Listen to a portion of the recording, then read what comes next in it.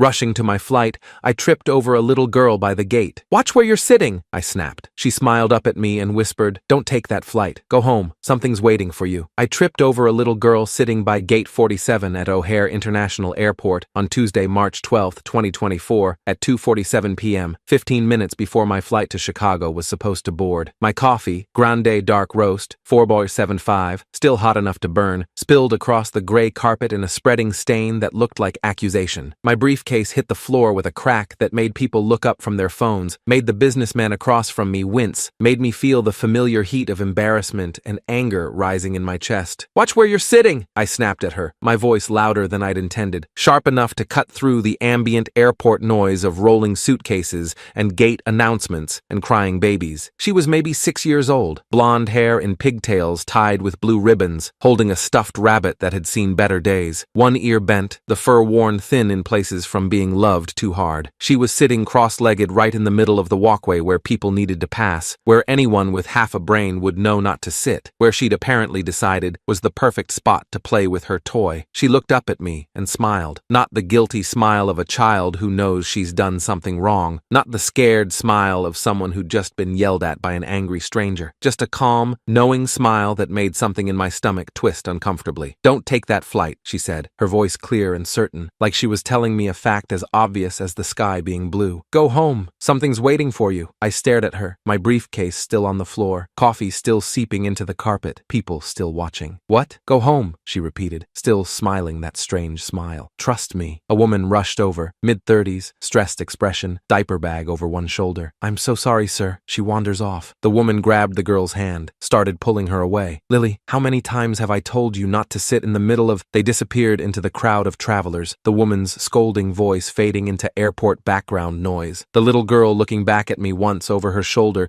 with that same knowing smile. I stood there in the middle of Gate 47's waiting area, heart pounding for reasons I couldn't quite name, briefcase at my feet, coffee stains spreading on the carpet like prophecy. Around me, travelers checked their phones, adjusted their carry-ons, lived their normal lives while something inside me screamed that nothing was normal about what had just happened. The boarding call came through the speakers, professional and cheerful. "We are now beginning final boarding for Flight 237 to Chicago O'Hare, departing at 3:05 p.m. All remaining passengers should proceed to the gate immediately." I looked at my ticket, seat 12A, aisle seat 487 one way, because I'd booked it yesterday when Marcus had called, insisting I needed to be in Chicago tomorrow morning for the deal, for the biggest opportunity our company had ever had, for the meeting that would make or break everything we'd built over the last 8 years. I looked at the gate, where the last few passengers were scanning their boarding passes and walking down the jetway. I looked back at where the little girl had been sitting, now empty except for my coffee stain. Something about her eyes, something about the certainty in her voice. I turned around, walked away from the gate, my legs moving before my brain had fully decided, my briefcase feeling heavier with each step. "Sir?" The woman at the counter called after me, her voice urgent. "Sir, last call for Flight 237. We need to close the door." I kept walking, through the terminal, past the Hudson News and the Starbucks and the families waiting at other gates, my heart still pounding, my mind trying to rationalize what I was doing. Walking away from a $2.3 million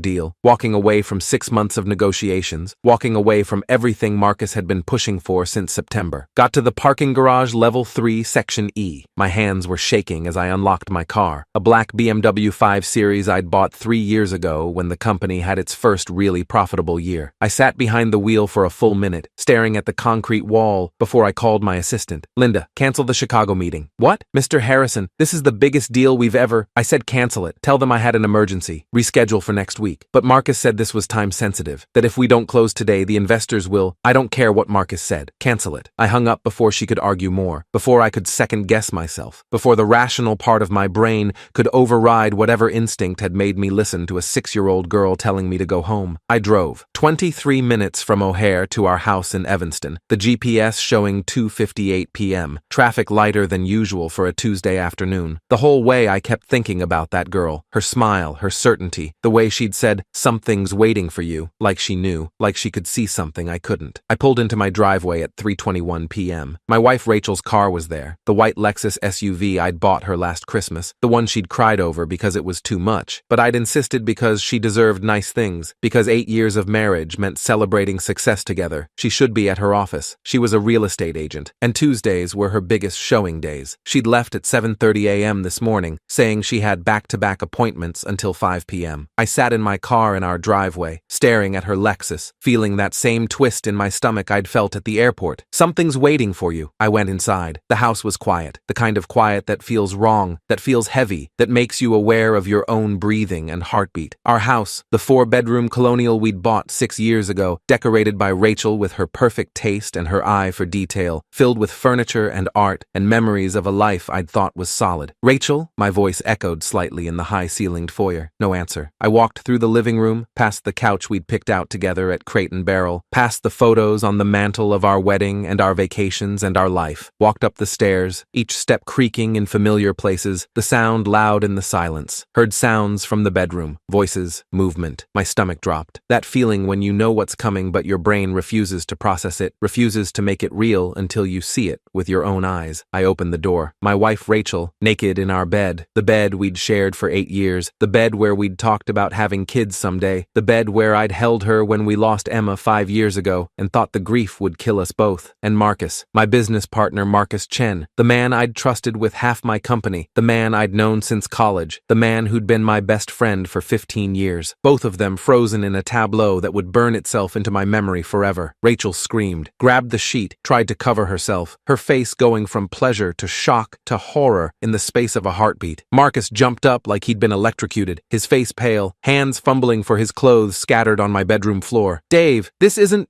what it— Get out. My voice came out calm, cold, the kind of calm that's more frightening than shouting. Dave, let me explain. I can— Get out now. He grabbed his clothes, pants, shirt, shoes, everything in a jumbled pile, and ran past me, not meeting my eyes, his bare feet slapping on the hardwood stairs, the front door opening and slamming with a finality that echoed through the house. Rachel was crying now, the sheet pulled up to her chin, mascara running down her face in black rivers. I'm sorry. God, Dave, I'm so sorry. I didn't mean for you to— I stood in the doorway, feeling nothing and everything at once, my mind processing information in slow motion. How long? What? How long has this been going on? She looked away. 6 months. 6 months. The words hit like a physical blow. I thought about the Chicago deal. Marcus had started pushing it 6 months ago, insisting we needed to expand there, that this was our big break, that I needed to fly out today specifically, close it in person, be there for the morning meeting. He'd been emphatic about the timing, about me being gone overnight, about how critical it was that I be in Chicago on March 13th. He'd wanted me gone. He'd needed me out of the house, out of the city, so he could be here with my wife. I looked at Rachel, at the bed, at the life I'd thought we'd built together. Pack your things. Dave, please, we can talk about this.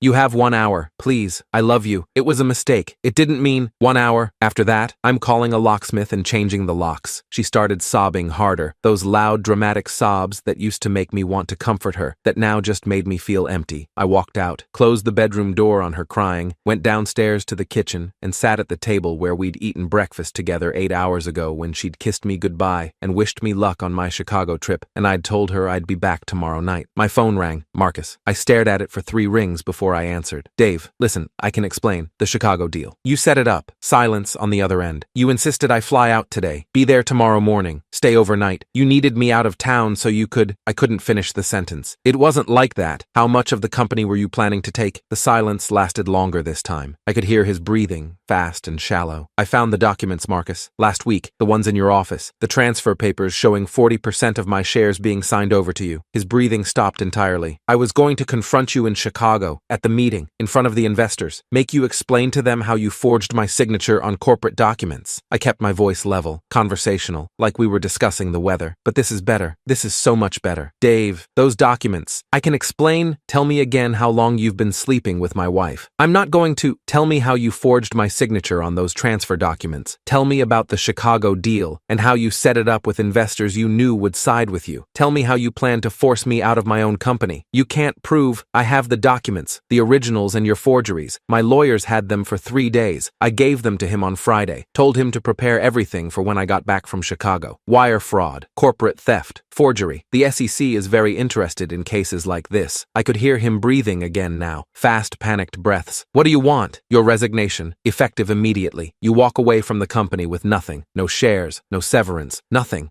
I built that company with you, or I press charges, corporate fraud, wire fraud. You'll lose everything and spend the next 5 years in federal prison. You choose. Long pause. So long I thought he might have hung up. Then, fine. Email your resignation to the board in the next hour. CC me and our lawyer. lawyer. I hung up. Rachel came downstairs 20 minutes later, 2 suitcases, her face blotchy from crying, makeup gone, wearing sweatpants and a t-shirt instead of the designer clothes she usually wore. Where will I go? I don't care. Dave, please, we can work through this. Couples therapy.